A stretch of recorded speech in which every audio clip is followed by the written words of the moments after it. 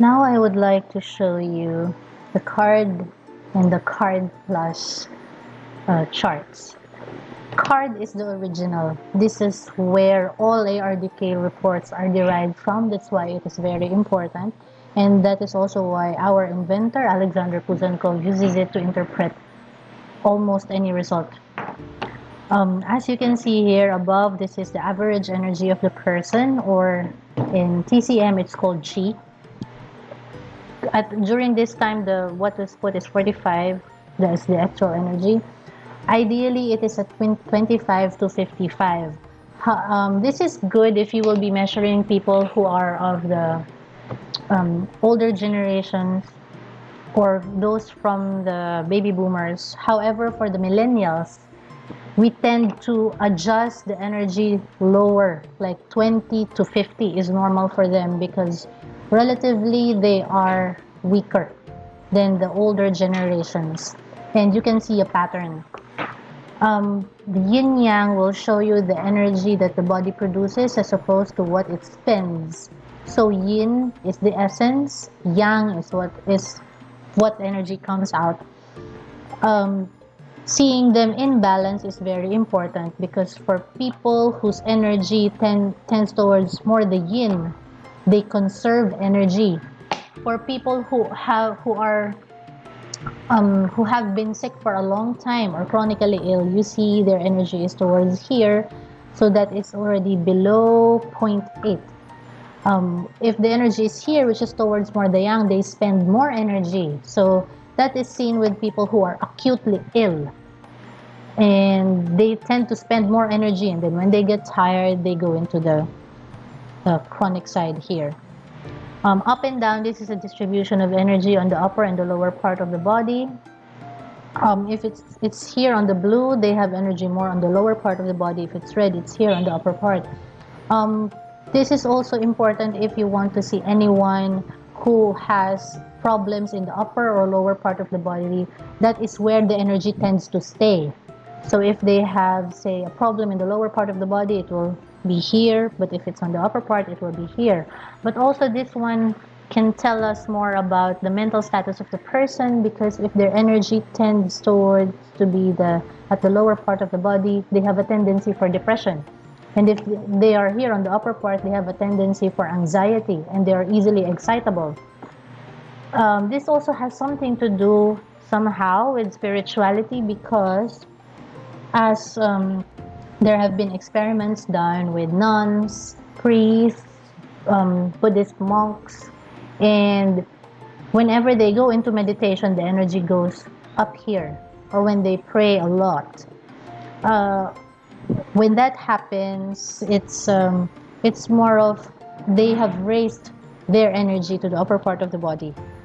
And the left and right side, this shows us the energy distribution on the lateral sides of the body. And this is good to use with the spine report because you can easily see if the energy is more on the left or on the right side. Let me open one spine report here. If, for example, you see a predominantly red here and a predominantly blue on the other side, then you will expect to see that the energy should be more on the right side and the blockages are more on the left side. However, what we need to understand in this chart is the balance. Seeing one thing that is wrong is not always bad. You will have to see whether they're compensated or not. For example, the average energy here is within normal range, but then you see that the person is spending too much energy here in yang. That means that person on that particular time is experiencing something very new, something that has happened in the past 2 weeks, sometimes even days. But if the energy is too low, below 15, that person is already tired. If the energy is even below 10, around 5, 6, and then they're spending too much energy here, most probably there's a cancer already forming. In connection with the mental status, if they are depressed and then their energy here is very low, maybe they just need more sleep.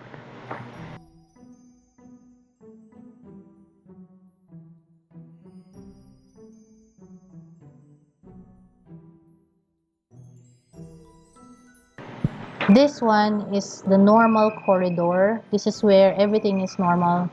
This is the extended healthy corridor, which meridians behave within these three columns in the middle, depending on the activity of the body. So when they are temporarily here on the left middle side and the middle right side, that means the body is still processing something. Like in this case, spleen, heart, bladder, and kidney on the lower side, they tend to hypofunction. However, it is not pathologic. Maybe they're only functioning less during this time. And we also have to consider they become red like this. Thus, that's pathologic. So example here, liver and stomach is already inflamed. If they're more of on the hyper side, that's inflammation. If more on the lower side, that's heaviness. That's already most of the time chronically placed there. We also need to consider how many tests they've had, because some patients, what is normal for them can be something that looks pathologic.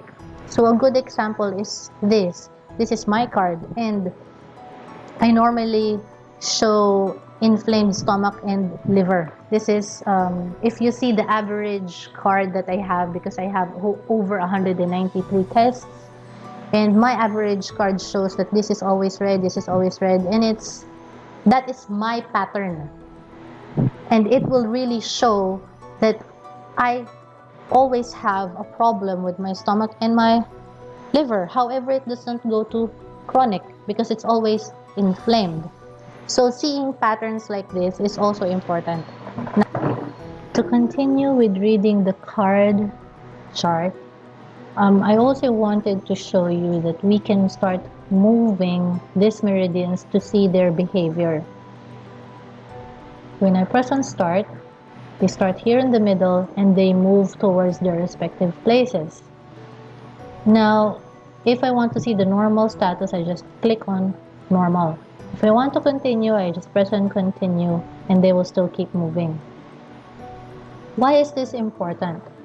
When this one moves, especially if there is chi vacuity is when there is depleted energy in the body and the energy is, like say, below 10, and you can't see what is normal anymore because almost all of them are already here in the middle or green.